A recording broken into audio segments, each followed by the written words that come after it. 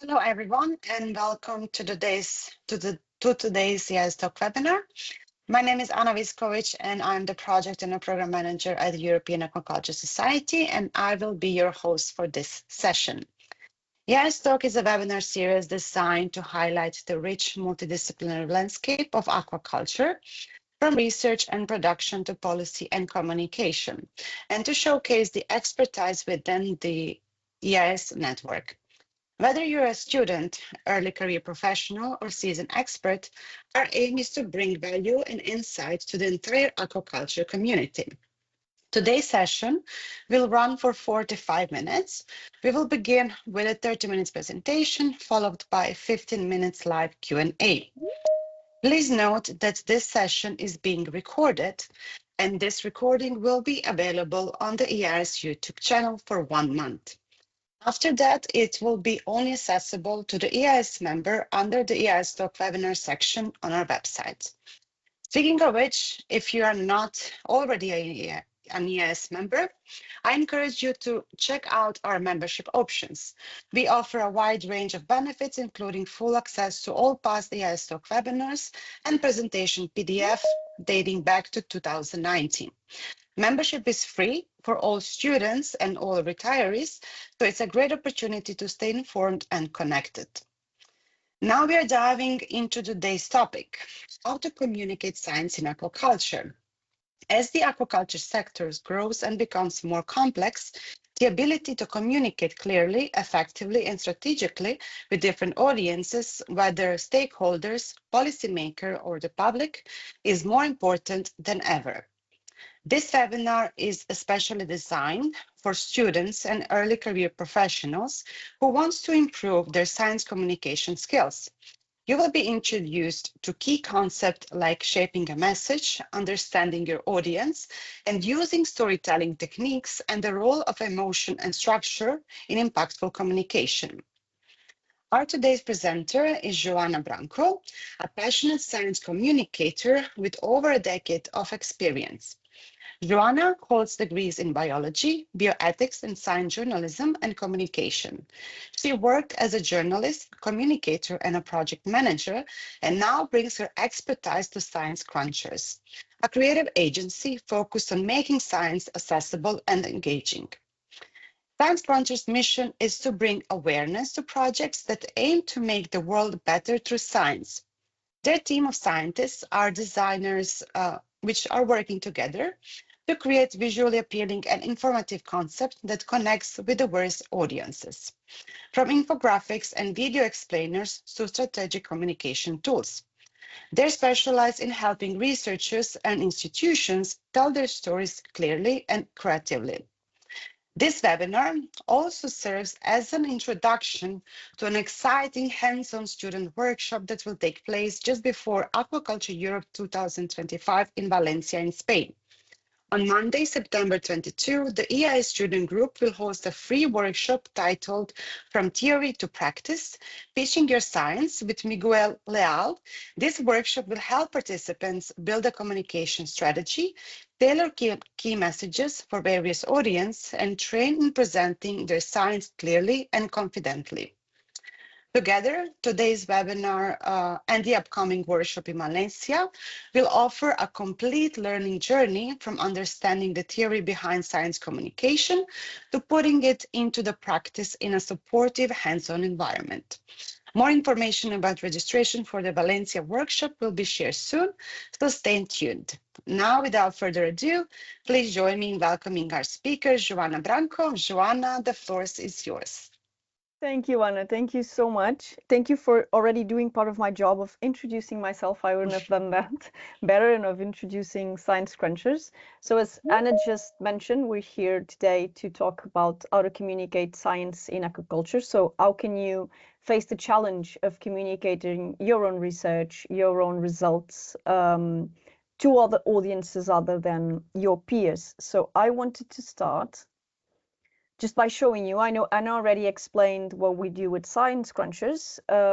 I just have here a few examples of things, all of them related to aquaculture. Most of our team are marine biologists, so we do work a lot in marine science, and we have several projects also with the private sector. So just to give you an outlook of the sort of formats, the sort of things we do.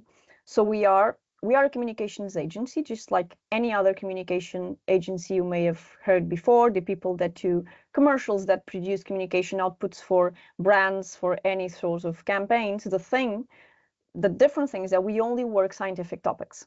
And we do, for example, graphical abstracts, like the one you can see there on the left about the krill. That's a graphical abstract for paper. We do videos, like the snippet you have down there. That's the video of our Ignition project.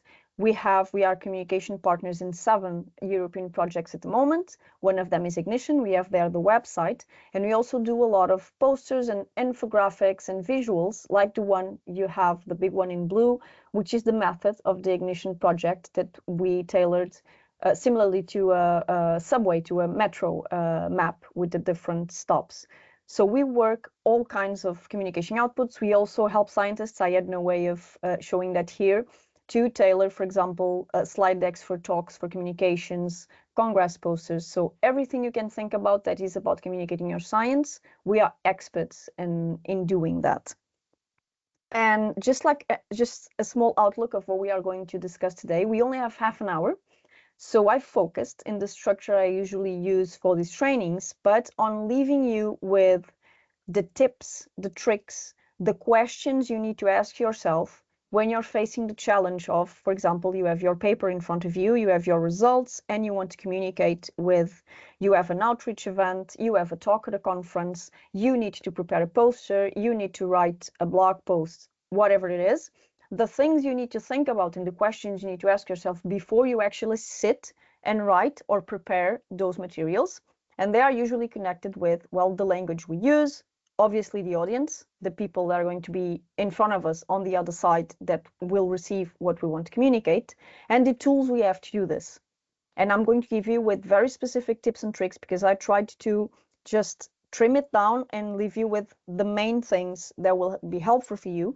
And do not, if you don't want to, you don't need to take notes of this, okay? So I will then send the slides to Anna, and Anna will share the slides with you, because I know many of the things I'll share here may be used later on as a reference in your future when you're trying to work to write something to communicate your science. So let's start with the first one I had there, language. What do I mean by language? So this, of course, you're very familiar with this format. This is a paper. This is the abstract of a paper.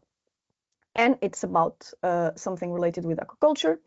And why did I want to start here? Because I want to highlight the first thing you need to take into account, the first challenge, if you have your own work, especially if it is your own work and you are very familiar with it, and you are trying to explain it in a different way, so other people that are not experts in what you've done understand what you've done. What happens when we write scientifically, when we write a paper, we use a lot of jargon. Jargon is very convenient. Jargon is the language our peers in our area of research understand, and jargon is very useful because it's also very concise. So it's a single word that includes very broad concepts. So it makes it easy for us to talk about those very broad scientific concepts using very concise words. What happens is then when we're trying to communicate science to someone else that is not a peer of ours that work on the same area of research, instead of, if we use jargon, we want to build bridges with those people. No, we want those people to understand what we're talking about. By using jargon, what we are doing is the exact opposite. We are building a wall. So someone else is reading the text, and just suddenly there's like a word there they don't understand. And that's the moment when you lose the engagement and the attention of your audience. And as we all know, I know we all suffer from that as well. Attention is a very rare commodity these days. People are very distracted by a lot of things. So the minimum if you're asking people to go like a step further and understand the world and search for the significance of a word, that will not happen. So the first thing you need to do is, let's imagine you have a paper. You need to communicate this. You need to identify those words, to identify those concepts that are going to be hard to understand, to translate them into a different way. Problem is, of course, if it's your own work, you're heavily biased because you're very familiar with it, because it's your field, it's your specialization field. So you're so used to those words that you have a hard time identifying them. So the first tool I want to introduce you to, it's something that has quite a funny name, which is the jargonizer. This is something that if you Google this, you'll find it in Google very easily. And what this does is that you can insert your text. Imagine you write a piece for a blog or something for a university website about your work. So you can just insert that text here. And what it does is it compares what you wrote with information from mainstream media, with language from mainstream media, and highlights the things that it considers are not mainstream words, so they may or may not be hard to understand. First, just a disclaimer, this is not something that exists online. I know there are like 100,000 tools nowadays, and every day there's a new tool, and we don't know if it's something that's credible, if it's something that works. The jargonizer is not perfect, but this is actually backed by scientists, okay? So this was developed by scientists. This is the first paper that was published about this tool from 2017. Since then, it has been improved several times. So it's not something, it's not perfect, but it's not something that's like some new AI or whatever like we see nowadays. And what it does, I brought an example here for you to see so I can explain you how it works. It's that it works like kind of a traffic light. So this is the abstract of the paper I've showed you before. And what it did was, first of all, to tell me how common or not are the words I'm using. And as you can see there on the right, it has classified my abstract as something aiming towards like the red light. So only 79% of my words are common. So it considers it's hard to understand. And then it highlights two different words. So you have the words in red, which are the ones that it absolutely thinks will be almost impossible to understand unless someone's from this field. The orange ones are words, because you have there, like, for example, aquaculture, veterinary, nutrition, that people may or may not understand depending on their background. So that you, as an author of your science communication output, will have to evaluate if the audience you'll have in front of you may or may not know these words. What do I do with this? So I've identified my jargon. What now? So what I have an example to show you is what I did here. So I grabbed the first two sentences. On top, you have the first two sentences of the abstract. I left highlighted the words that the tool told me were hard to understand. And what I tried to do is find ways to explain those jargony words in a way that will be easier to understand, like hematological analysis, tests that study fish blood. For example, pathogens, organisms that cause disease. And then if I grab these two sentences and I put them in the jargonizer, you can see them right there at the bottom of the slide. It just flags that it's 95% of my words are common, so my text is now way easier to understand. Problem is, something else has also happened. It's that I had 37 words in those two sentences. Now I have 136 words. I have 99 more words than I had in the beginning, and I'm saying the exact same thing. So this is one of the first consequences and one of the first things that you'll have to do when you're trying to translate your work, scientific work, into science communication, is that you'll need to find a compromise. You'll need to understand that you cannot tell the entire story with all the precision, with all the details, because you will not have space if it's a written output. You'll not have time. Let's imagine this is a talk, an outreach talk. You'll have 10 minutes to talk about your work. You will not have the time to tell everything about it if you're talking to an audience that is non-expert and does not understand the jargon. So the first job, as you identify it, you try to find ways around it, and then you'll see, okay, now I have a lot of information. I need to keep the concepts that will allow me to tell the story, to still be rigorous about what I'm telling, but to not go into all the precise details that may not be essential for people to understand my message.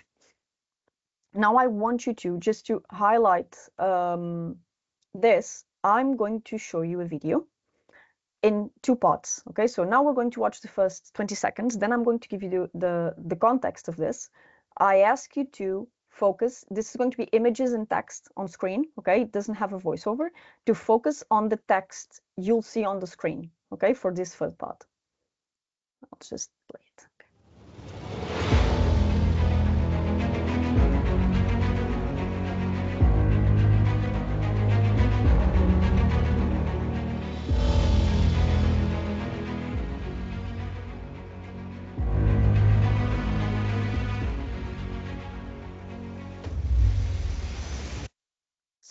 let me stop here, and I'm going to give you the context. So this is a video we produced at Science Crunchers, and it's for a research center, and their goal was to present their work. So they want to show these to people.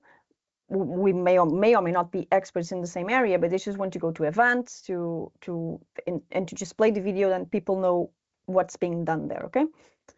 As I'm sure you've noticed, it was not easy to follow.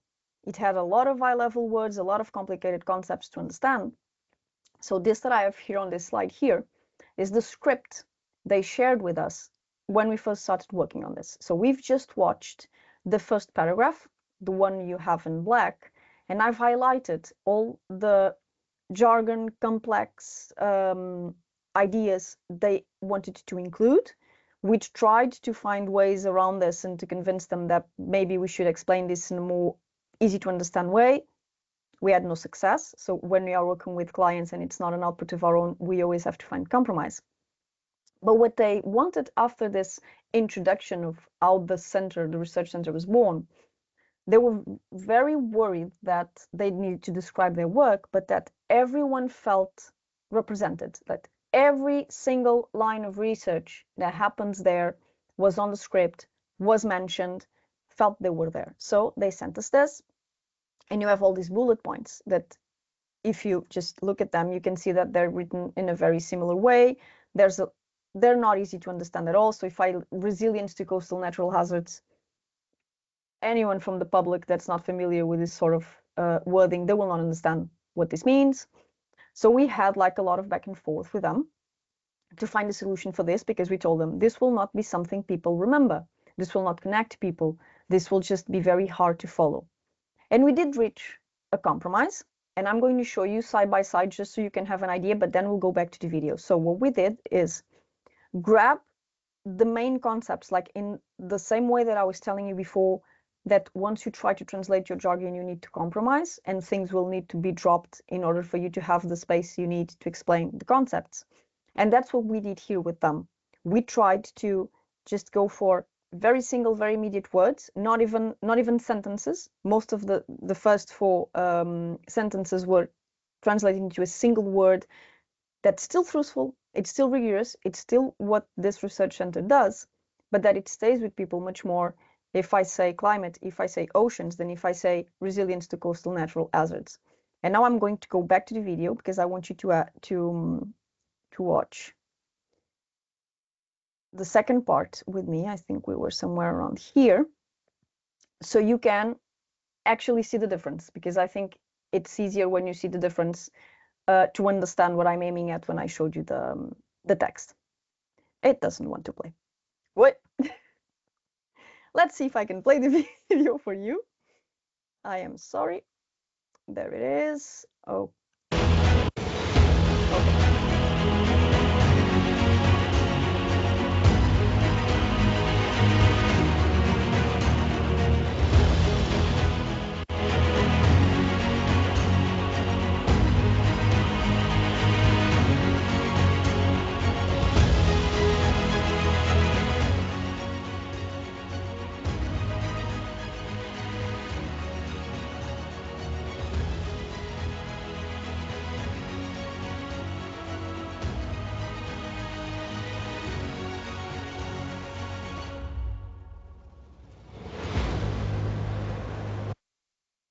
So I hope you could all spot the difference. I think if someone watches this video and in 2 weeks I ask what you remember about what the Air Center does, no one's going to remember the scientific diplomacy and high-level dialogues. People are going to remember space, climate, oceans, because you couple this with very impactful images and it stays with people. So that's what we are aiming at when we're producing science communication outputs. Now, we've established this, we've dropped the jargon, we've selected the concepts we want to share. What's our next step? We need to know the people that's going to be on the other side. We need to know our audience. And I know this is something that gets talked a lot, and it's very challenging for scientists. I mean, you know, it's easy to understand. I want to talk to the policymakers or to the managers or whatever, but how do I do this? Let's go step by step. I have a lot of things here that may help you actually reach that goal. So this is just a diagram that shows you how communication works. So you're going to be the sender of a message, right? You're going to encode that message. You're going to send it through using a different channel. The receiver is going to decode that, and then it gives you feedback. It's a feedback loop. So if this is not tailored with the receiver in mind, you may be thinking that, and we will see an example about this later on another slide, you may be convinced that you're explaining something and that you're achieving your goal, and the other person, the person that's in front of you, may be understanding something completely different. So that's why it is very, very, very important that we always have the person that's going to be in front of you in mind, because I know as scientists, our work, we're very passionate about what we do. So we get very excited about telling people what we do and how important it is. But if we tell it from our point of view and we don't stop and think, why should this person care? How can I just tailor this so this person is interested in what I'm telling? The message will fall. So this feedback loop will fall, and the person will understand something else or directly lose interest. So when we're talking about images, about visuals, I know this is something way easier to understand. Without my help, any one of you would look at this graph and understand that this is something that's built for an expert audience. This is actually extracted from a paper. This is not for the general public. This is not for a manager. This is for an expert, for a peer. If I show you something like this, so this is one of our own infographics, of course, there are words there that the general public would not understand. We have biosensors, electrochemical, cortisol detection, so even the title is different. But this is tailored for people that work on this field, but are not exactly experts on this. So we are explaining a part of the project, what the project's doing. We're supporting our message with attractive visuals, so it's easy to follow. So this is an output that's somewhere in the middle for a public that's not a full expert on this field of research, but it's not the general public either. This one, on the other hand, which is from another of our projects, is an infographic tailored for the public. And the only message we wanted people to understand here is what cumulative pressures are.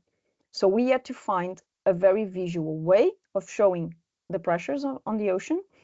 The language is very plain, very easy to understand, and you can very visually clearly see in the ocean that you have the different pressures, and then they all create a cumulative impact on the ocean. So this one was tailored for the public.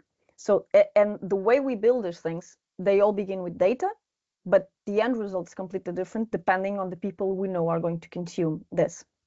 When it's about writing or talking directly to people, I know it gets harder to identify if you're doing a good job or not with the way you're building your message. So what I have here for you, I have several things that may help you.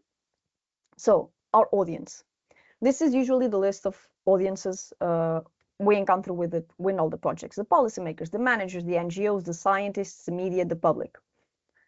How can you try to understand these people, to put yourself in their shoes, in order to then think, how can you tailor your message to them? So I've left you here on this slide the questions I always start by asking myself and to try to answer about these audiences, either if I'm producing a policy brief or if I'm trying to prepare a small script for an outreach talk that I have to give in 10 minutes. So you want to reach the policymakers. What do you need to think about these people? So you need to understand their political inclination. You need to understand what level they are, what's their specialization. You want managers, you want NGOs. Which field are they from? What type of stakeholder are they? Where are they located? What is their size? Scientists, I know this one's easier for you because what is the discipline, specialization? You may be talking to scientists that are not from your field. So you need to understand, are they early career? Are they PI, senior scientists? What are they experts in? The public, what's their age? Am I talking to kids, teenagers? Am I talking to people that are going to attend, for example, a pint of science event at a bar, so they're already predisposed to hear me talk about my science? Or am I going to a school and I have to engage with 17-year-olds and make them pay attention to what I'm saying? Where are they located? So what's their background? What's their education level? That will tell me what sort of language I can use with them. What are they interested in? So I can try and connect with their interests. After you've tried to have like a photography, like a description of the people you're going to have in front of you, then it's time for you to go into a further group of questions, which is, Okay, I already know this. Why am I doing this? Well, why am I here? Why am I publish this? Why am I publishing this? And why are they there as well? So let's imagine I'm going for an outreach event. Why am I going there? What am I aiming at? Why are there? What are they expecting from me? Because I just want to share my story. I want to share my research, but those people are there because they expect something from me. So what's in it for them? And I need to understand that, because if I do not give them what they expect, something that's interesting for them, they will not pay attention to what I'm saying. And how can we actually do this? How can we actually try and guarantee that after we've evaluated this and know what's in front of us and the goal we have and the sort of language we can use, how can we reach those people? How can we keep them engaged? And it's a technique as old as time, which is narrative, which is storytelling. And I have here an example I wanted to show you, just so you can see with a single sentence how effective this technique is. So I'm going to read these two sentences, okay? And I want you to think. They talk about a person named Mark. Which one of these sentences paints Mark in a nicer light? So the first one says, though Mark is kind, he steals from his co-workers. The second one says, though Mark steals from his co-workers, he is kind. There are many of you here in this room, so unfortunately I cannot ask for you to answer. In my experience, most people think sentence B paints Mark in a nicer light. So you say, okay, this person steals from his co-workers, but he is kind. But if we look at the facts, factually, both sentences are exactly the same. They tell us the same thing. He's kind, he steals from his co-workers. So the only difference is how we've structured those ideas. And the structure of those ideas changed our perception of the person. So that goes to what I connected to what I told you before, that you may be convinced that you are telling people something, and the people in front of you, if the message is not well tailored, may understand something completely different. So you need good structure. How do you get good structure? You tell a story, which I know sounds like something like, okay, you tell a story. That's easier said than done. Telling stories is very hard. It doesn't come natural to most of us. But there are, I'm going to give you a template. I just wanted to give you the context of how we're going to get into the story template for science communication. So classic stories, the Greeks had lots of drama, and they were the first to try and understand why narrative made people tick, just engaged, grab people's attention. So Aristotle was actually the first one to describe the structure of a story. So there's a setup, there's a conflict, and then there's a resolution of that conflict. If you look into the scientific method for a second, we also work from a basis that is a three-step structure, just like a story, because we have a question, then we have hypothesis, experiments, results, and then we jump into a resolution. We have discussions, we have findings. So the blueprint of our work, of our scientific work, is already organized in a way that resembles the structure of a story. The challenge here is that we are taught to write papers with an introduction, methods, results, discussion. We are very focused on the vertical axis of this scheme I have here. So there's a topic, there's a problem, I found a solution. But to reach people, to reach other audiences, the horizontal axis is way more effective. So you have a topic. What are the benefits of it? And by benefits, I mean, what's in it for those people? What is the impact of that in those people's lives, in those people's work? It's like when you're buying a computer, for example, and they give you the specs of the computer and the RAM. No, this is the memory you have, this is the graphics slot, this, and you're like, okay, I don't understand anything. Can I play this video game that I really enjoy? Is the performance going to be better than my old computer? So these are the benefits. This is what people want to hear. And that helps you answer the so what? What's in it for these people? And why is that question so important? Because if you find a way to answer the so what from the point of view of another person, you will answer that person's real problems. And what I did here in this slide, so you can keep this as a reference for the future, is to give you questions about the things that usually matter to these audiences. So if you already know your policymaker is, for example, is someone from your local council, so it's a local person who's an expert in something related with aquaculture, and you need to connect with those people to try and influence some legislation, whatever. A policymaker is worried about their agenda and how does that connect to their voters. A manager, on the other hand, is very focused on cost benefit. No, how is this going to go for my company regarding the costs and the benefits I already have? Will it solve my problems? An NGO is focused on their mission, on their purpose. Is it aligned? Does it fit my purpose? Well, scientists, they obviously want to know how does it relate to their work to understand if it is useful for them or no. The media want things to go viral, and the public wants to know, why does this matter to me? Why should I care about this?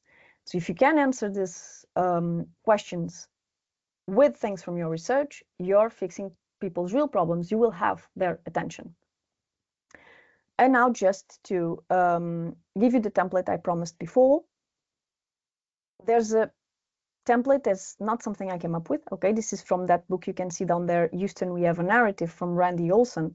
It's heavily influenced from what we've seen from the structure that Aristotle described for story, the scientific method, and we call this the ABT template. And, but, therefore. And this is just a sequence. It's a way for you to organize your ideas and build a story with your science that resonates with any audience.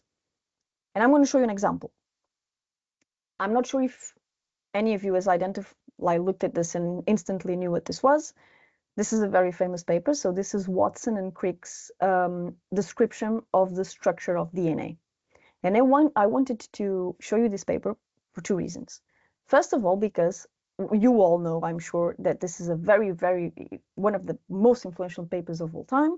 I don't know if you've ever had the chance to read it. It's very easy to understand. It's only 2 pages long, concise, very well explained. And one of the reasons why it's so easy to understand what they've done and what they're proposing is that they have used a narrative structure to write this paper. And I wanted to show you this as well, because the and, but, therefore template, you do not need to use these exact words. This is just for you to frame what part of the story needs to be where. So I'll just kind of read it to you and explain it to you, and it will be very clear. So they start by saying that they wish to suggest a structure for the salt of DNA. Someone else has already done this. Another structure has been proposed by Pauline and Corey. They've read the manuscript. That's what these other people found as a structure for DNA. So this is the end. This is the context. So we wish to do this. Someone else has already done it, and they've reached these conclusions. But, and they don't say but, they say, in our opinion, this structure is unsatisfactory for 2 reasons. And then they highlight why they think that the previous work is not correct, is insufficient. So that's the but. That's the conflict. That's the thing that needs to be solved for the narrative to move forward. After explaining that, then they go to the therefore. So we want to propose something. Someone else has already looked into this, and this is what they found. We do not agree. There's a conflict here that needs solving. Therefore, in order to solve this, but we wish to put forward a radically different structure. And only by framing their work and with the simple organization of ideas, building a narrative around this work. So we have the setup, we have the conflict, we have the resolution. It's way easier to understand than what we usually see when we read papers or when we attend scientific conferences. So just to wrap up, this is my last slide. What I've just showed you is like what I call the optimal narrative structure. It's to write your ideas thinking of organizing them as and, but, therefore. I give the context. It doesn't need to be a conflict. It can be something that's not known. There's a gap in the literature. I'm going to try and fill this gap. Therefore, this is what I will do. This is what I've done, and this is what I've discovered. So this is very interesting, very engaging, and very easy for people to follow, because our brains are haywired to understand and to follow stories. Just bear in mind two things. If you start introducing too many caveats, if there are too many changes in your story, you will end up with the more confusing structure, which is the one you can see to the right, which is called the DHY, because you're going to be saying that, well, there's this, but therefore, but despite this other thing, however, I have looked at this as well, yet, and it gets very confusing. It's an overly narrative structure. But the most frequent one I see when I go to conferences, to talks, or when I read abstracts is actually the first one. And I'm sure all of you have been to conferences and have seen people give their talks, and they're just standing there saying, and this is what I did, and this is a table with my data, and this is a graph with my results, and these are my study animals. This is a very boring thing. This is not even a narrative. This is just describing what you've done. It's a descriptive structure, not a narrative one. There's no story to it. So it's very hard to follow, even if you're very interested in it. And this is the most common mistaken structure I see when I'm teaching science communication to scientists. So I know this has been very short. I'm sure you all have like a lot of questions. I've tried to focus on giving you very specific, very tailored tools of things that may help you think and organize your ideas before you set out to face the challenge of communicating your work. There's my email there. So feel free to email me anytime. Let's keep the conversation going. I'll be very happy to answer all your queries now and later on. Thank you for your attention. Thank you very much, Joana. Feel free to leave the slide here so people can write down your email. Thank you very much for such an insightful and engaging presentation. You shared a lot of examples with us, so I believe everyone who participated now or who will watch the recording will find this quite useful. I would like to open the floor for the questions now. So feel free to type any of the questions you might be having for Joana in the Q&A. So now is the time to discuss them. So we have 15 minutes for this. I would like to start or break the ice with one question. How do I know if my science communication is effective? Okay, I can give you two different answers. If you're doing it very thoroughly, let's say you're doing something on social media, for example, you'll have KPIs, you'll have things you can look at engagement, you can look if people are reacting to it, if people are commenting, if questions are arising.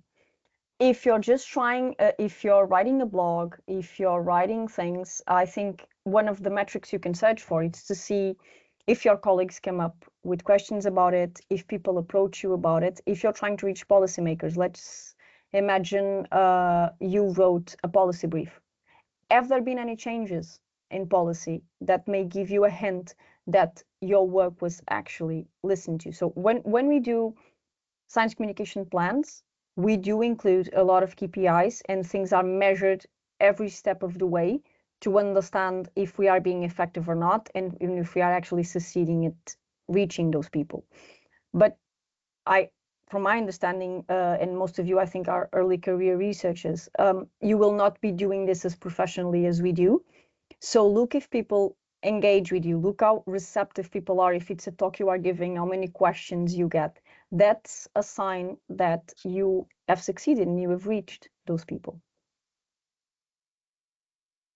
Thank you so much, Joana. We received a question from Adriana Alves Oliveira.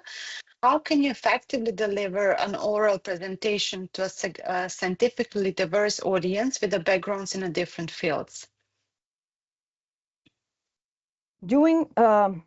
How would I go about this? So first and foremost, if you already know the fields, you know the fields, you know the kind of people that are in front of you, So if they're not from your field, you know the sort of language they may or may not understand. So when you start that first step of saying, okay, I gotta get rid of the jargon and I gotta understand the concepts that need to be here, you need to take that into account, okay? The people that are going to be in front of me, okay, they're scientists. Many of the jargon probably can be kept. The most technical ones, very related to your field, probably need to be dropped.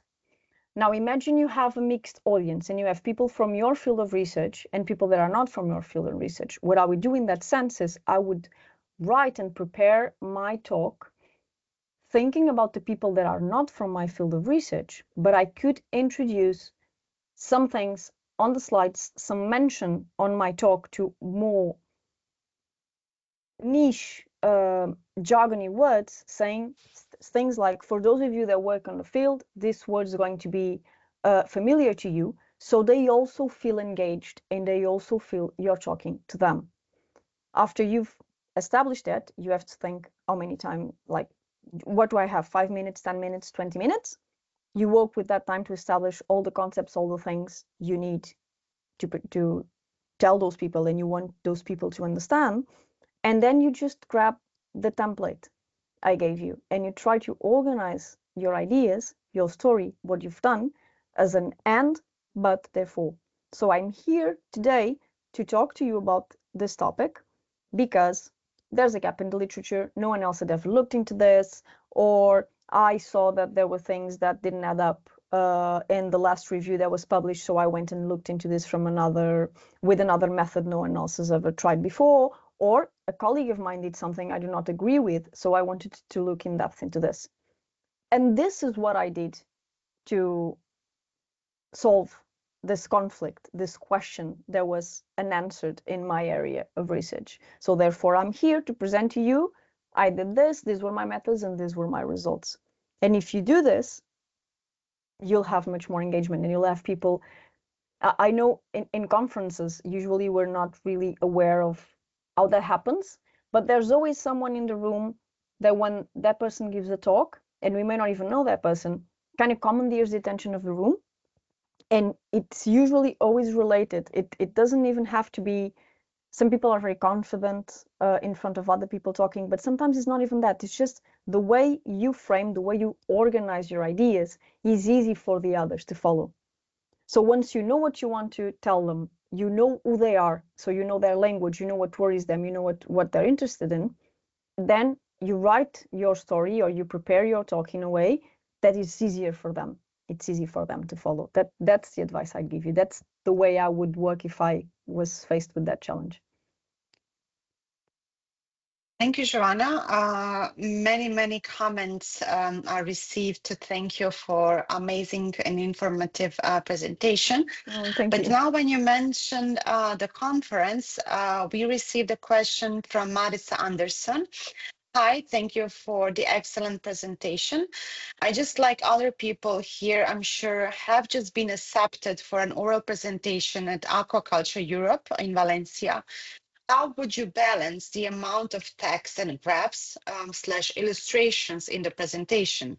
Do you think it's more effective to use figures or text? On the slides, you mean?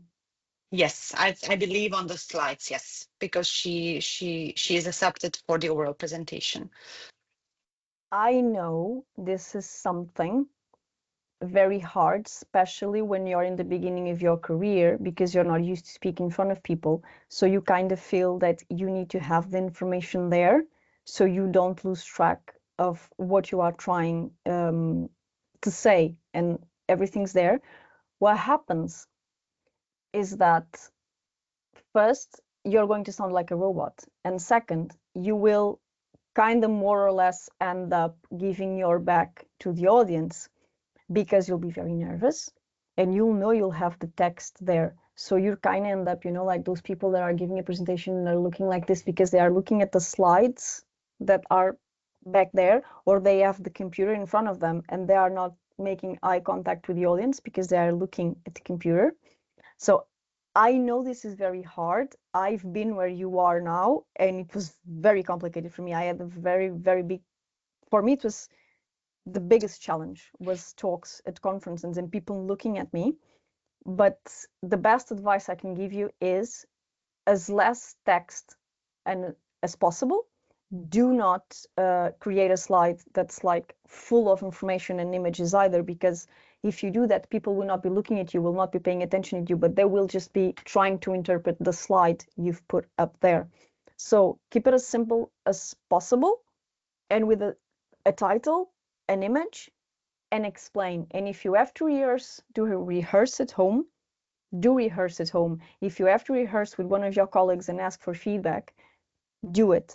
And trust that you know your work. So even if you say it in a different way than what you thought you were going to say, I'm sure you'll find a way to say it that will sound much more natural than if you have a slide cram-packed with information and people just don't even look at your face. You want people to look at your face and to look at you.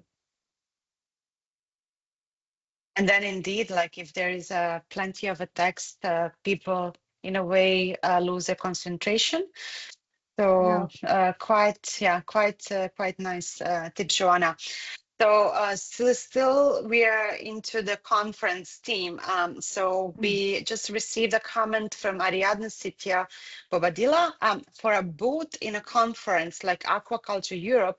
Which is the best communicating strategy, in your opinion? To have a booth there for people to visit depends. Yes. Two things. Well, obviously what you want to accomplish with that, but when we've worked on this sort of outputs, there's a very common limitation with the spaces. I don't know exactly how it's going to work in this particular conference, which is the space you have available, what you're trying to aim at, and the space you have available. So let's imagine I go with the booth of an European project that works in aquaculture. So I could have a poster like the one I showed you in the beginning. That's the method that Ignition's using in their work. If I have enough space and if I think people are actually going to look at it, this is not very common, I could have the project video giving a presentation about the project. That's one of the things I can do. Now let's imagine, and this is something that actually comes from recent work of mine, one of our European projects as a series of innovation challenges that are for early career scientists. Then we're going to move into SMAs and small companies and startups to develop new technologies for offshore wind farms and stuff like that. So they are actually going into events and they have spaces at booths at events, but their goal is not to present the project. So it's not going with the roll up with the name of the project and just standing there and explaining people what we are doing. What they want is to gain awareness for this innovation challenge, so people participate in it. So what we did is we did a flyer. We did a flyer, and they go with the flyer. They go with the roll-up of the project that has the name of the project and a call to action for people to try and gather people's attention. And once they have people's attention, once people are there looking, they grab the flyer and they give the flyer to that person. And on the flyer, we are explaining, we are this project, we have this challenge, this is how it's going to happen. So if you're interested in making this field move forward, enroll, participate, give us your ideas. We explain like the basis for the prizes and all of that. So it depends on the strategy, on the space you have. And they're doing this because we don't have a specific booth for ourselves. They go with other institutions, partners from the project. So they just have like a small corner. So there's no space for a big poster, a big thing that calls people in. So you go with the flyer and you distribute it to the audience you think it's suitable to participate in what you want them to participate.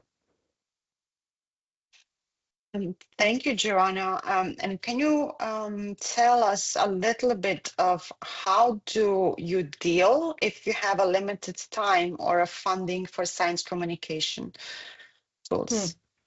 Or no funding at all, which happens. I know from scientists' point of view, it happens a lot. What I would do in that, let's imagine you want to communicate your work, but of course you have, because you understand the benefits, you understand that you can reach colleagues of yours. It can even, honestly, today it can even help you fund projects in the future. I know Twitter is not what it used to be, but there was a time a few years ago that scientists were very active on Twitter, and the ones that had a lot of traction and a lot of followers, that was beneficial for their scientific career, because then you get evaluated for funding, you get evaluated for projects, and you are someone that commands an audience. So communicating your science to other people will always be beneficial for your career. But of course, this is usually something that you have to like doing, and you have to grab from your free time to do it. So I would try to come up with a simple way to explain what I want people to understand about my science. And then with that same story that you've written, taking into account all the things I've explained during the webinar, you can turn that into a lot of different outputs. Some of them you can even do it automatically, because you can have a small short blog post that you can then just work. So not Twitter, maybe Blue Sky, maybe LinkedIn. LinkedIn is working way better today for scientists to share their work. So let's see, you have a small blog post. You can just break it up in small bits and pieces. From there, you can produce like a series of things that you're going to post online on social media. You can do very fast illustrations. There are a lot of things today, like Canva, for example, that you can use to just do a banner, do something that catches people's attention with a photo of something catchy from your work, and you can diversify in that way. So you can have a single narrative that you've built, and it's the same narrative that you use to talk to other people in an outreach. If you have an outreach event, if you're going for a pint of science, if your university has a scientific fair where the general public is going to attend, you use the same narrative for that. You use the same narrative to publish several different short posts in social media to gather engagement and to connect it all together. You use the same narrative to put it on your website, on your blog. So you've just produced a very foolproof way of explaining your project, and you diversify from there, instead of trying to do like, let me try and do an awesome poster, or let me try then and do a video and a different concept and alternative narrative for each one of them. No, just try to optimize your effort. Do something that you're happy with, the explanation, how it's built, how it's structured, the story, and just diversify from there. Just use the same template for everything. Thank you. And on this, what do you think, like which formats would work better for communicating aquaculture science, as of infographic, video, social media posts? So does it depend? I mean, it depends on the audience, of course, but in your opinion, which formats works the best?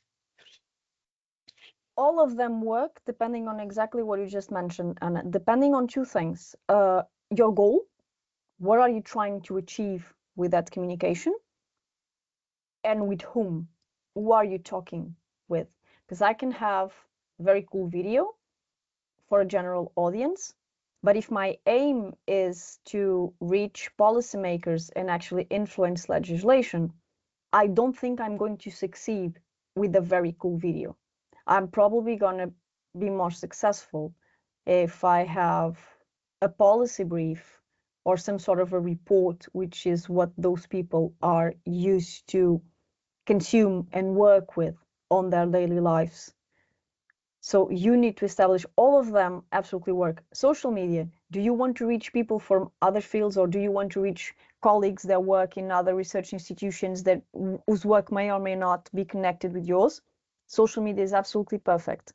And you can establish, if you're going for the people that work in the exact same field as you, but you want to be known by them as a reference of someone that works in this, well, you go on LinkedIn and you start posting about your work, and you don't even need to be that careful about the jargon, because you're actually trying to talk to the people that speak the same language that you speak. And that's a strategy if that's your goal. But if you're trying to reach managers, if you're trying to look for a job, for example, in the aquaculture sector, well, if you do that, maybe you will not achieve that. But you can also do something in social media. And what you should do then, if you're trying to look for a job, is to highlight your results, what you're good at, what you've done, what you have to show to people that work on the area. Then maybe you have their attention, because they say, okay, this person knows what they're talking about. They have the experience, they have the publications. So all means are awesome. I mean, if you ask me, for example, What's the most cost-effective way of getting a message out there? I will always answer the media. If you have a way of getting, if you have a journalist that's interested in your work and wants to talk to you, just grab that with both hands, because that requires minimal effort on your part, and it reaches so many people with so little effort from you.